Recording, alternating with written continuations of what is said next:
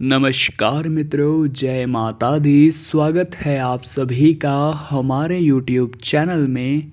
तो वृश्चिक राशि वालों, हो जाइए सावधान और पितृपक्ष खत्म होने से पहले बिना किसी को बताए चुपके से खा लेना यह एक चीज़, फिर आपकी किस्मत पलटने में भी देर नहीं लगेगी। इतना रुपया मिलेगा, इतना पैसा मिलेगा कि आपने सोचा नहीं होगा। और पितरों के आशीर्वाद से आपका पूरा साल ज़बरदस्त जाएगा।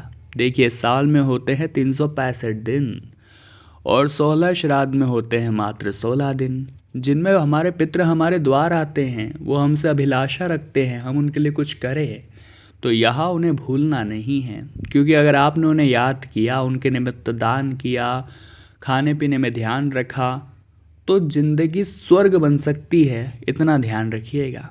सबसे पहले वीडियो को लाइक करें और कमेंट बॉक्स में ओम पितृदेवताय नमः लिखिए। आपके पितरों का आशीर्वाद आपको प्राप्त होगा। अब हम बहुत ही पहले नंबर पर उस चीज़ की बात करने वाले हैं जिसका महत्व पितृपक्ष में सुन करके आपकी आंखें भी फटी रह जाएगी। सबसे पहले नंबर पर जो चीज़ है दोस्तों, काले तिल। जी हाँ, तिल तो आप सभी ने देखे होंगे, लेकिन अक्सर जो तिल इस्तेमाल में लिए जाते हैं वो सफ़ेद तिल होते हैं। लेकिन काले तिल का महत्व सफ़ेद तिल की अपेक्षा बहुत ज़्यादा होता है, और ख़ास तौर पर पितृपक्ष में। जी हाँ, क्योंकि पितरों का संबंध इनसे माना गया है। जब आप ब्राह्मण भोज कराते हैं तो ब्राह्मणों को बिठाने वाले स्थान पर भी कुछ काले तिल रखने चाहिए। और यकीन मानिए, पितृपक्ष में जब भी आप भोजन कर रहे हैं तो काले तिल के थोड़े बहुत दाने भी सेवन कर लेंगे, तो इससे ग्रह स्थितियाँ काफ़ी हद तक सही हो सकती है।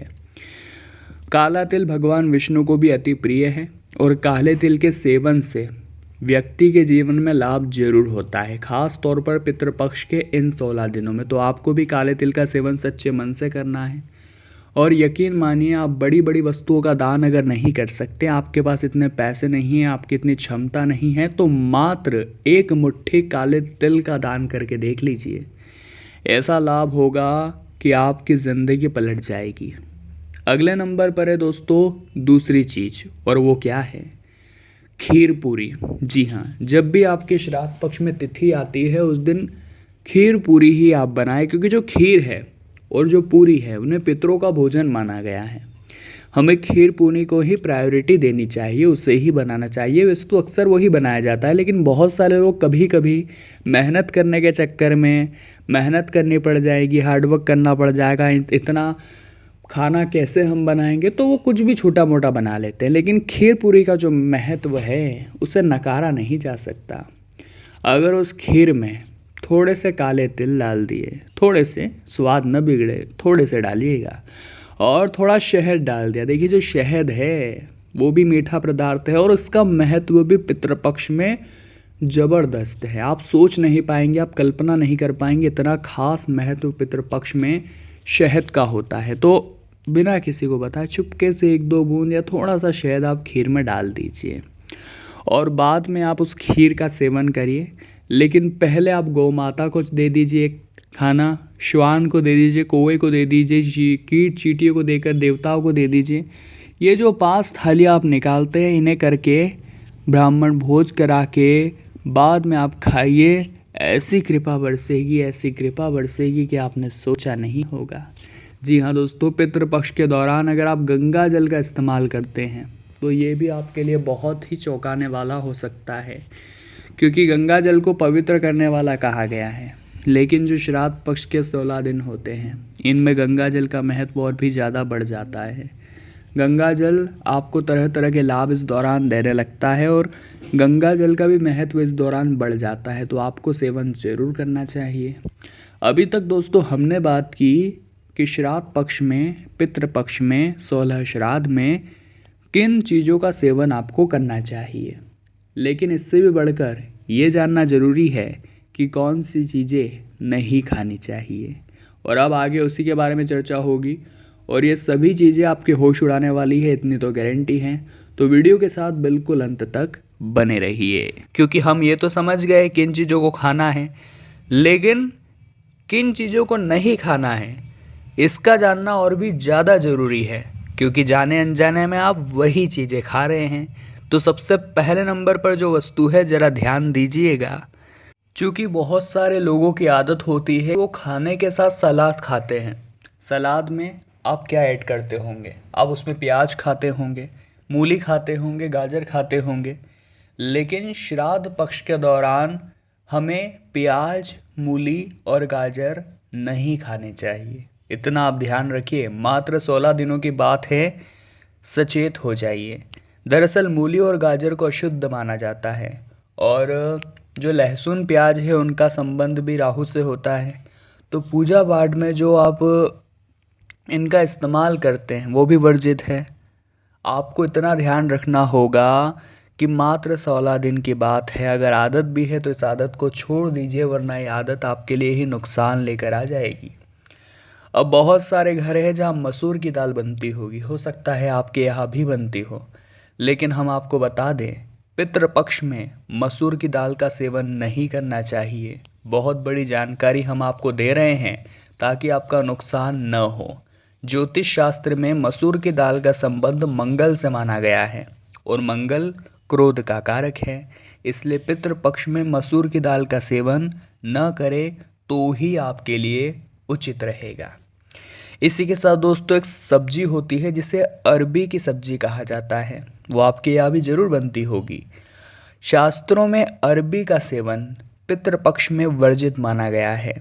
इसलिए अरबी और करेले को भूल कर भी पितृपक्ष में न खाए, वरना पितृ आपसे नाराज भी हो सकते हैं। जी हाँ दोस्तों, वैसे तो पितृपक्ष में दूध का सेवन भी नहीं करना चाहिए। हालांकि जिस दिन पितरों की तिथि है उस दिन उनके नाम की खीर आप बना सकते हैं। दरअसल खीर को पितरों का भोजन माना गया है, इसलिए खीर का सेवन आप भी कर सकते हैं, लेकिन कोशिश करिए कि पितृपक्ष के दौरान आप दूध का सेवन न करें। अब बहुत सारे लोग होते हैं दोस्तों जिन्हें बासी भोजन करने की आदत होती है, क्योंकि उन्हें खाना फेंकना या खाना बिगाड़ना अच्छा नहीं लगता। खास तौर पर हमारे घर के जो बड़े हैं वो अक्सर ऐसा करते हैं। लेकिन पितृपक्ष में बासी भोजन करने की मनाही रहती है। वैसे तो स्वास्थ्य की दृष्टि से भी बासी भोजन हानिकारक होता है, लेकिन पितृपक्ष में बासी खाना न तो खुद खाना चाहिए और न किसी और को खिलाना चाहिए। इन दिनों ऐसे खाने से दूर रहना ही बेहतर होता है। अब अगले नंबर पर है दोस्तों चना या चने से बने अन्य चीज़। श्राद्ध पक्ष में चना और चने से बने अन्य चीज़ का सेवन भी नहीं करना चाहिए। इसलिए पितृपक्ष में चना या चने का सत्तू भूल कर भी नहीं खाना चाहिए। यह आपके लिए नुकसानदेह हो सकता है। जी हाँ दोस्तों, पितृपक्ष में काले नमक के सेवन पर भी पूरी तरह से प्रतिबंध है। इस दौरान खाने के दौरान आप नमक का इस्तेमाल कर सकते हैं, लेकिन काला नमक जो आता है उसका इस्तेमाल मत करिएगा, वरना यह आपके लिए भारी पड़ सकता है।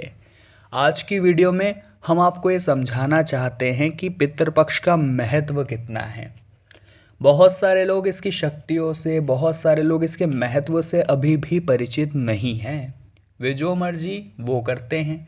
लेकिन पितृपक्ष के इन 16 दिनों में भगवान द्वारा कई नियम बनाए गए हैं, जैसे कि क्या खाना है, क्या नहीं खाना है, किन चीज़ों का दान करना है, पितरों को कौन सी चीज़ें खिलानी है, समर्पित करनी है, गौ माता को, कौवे को, चींटी को, देवताओं को, कुत्ते को क्या क्या खिलाना है। बहुत सारे नियम इन 16 दिनों के हैं जिन्हें हम हल्के में नहीं ले सकते, क्योंकि ये 16 दिन ही तय करते हैं साल के 365 दिन हमारे कैसे रहेंगे। इन 16 दिनों में अगर पितरों का आशीर्वाद पा लिया तो ज़िंदगी मौज में कटेगी, लेकिन आपकी एक गलती ने आपके पितरों को नाराज़ कर दिया तो फिर सोचिए आपकी ज़िंदगी का क्या हाल होगा। इसीलिए हमने ज्ञान का भंडार आज की इस वीडियो को बनाया है, ताकि आप भी ज्ञान को प्राप्त करें, अपने ज़िंदगी को शानदार करें और हर क्षेत्र में तरक्की अव्वल और अपनी प्रतिभा का पूर्ण इस्तेमाल करके अपने माता पिता का नाम पूरी तरह से रोशन करें।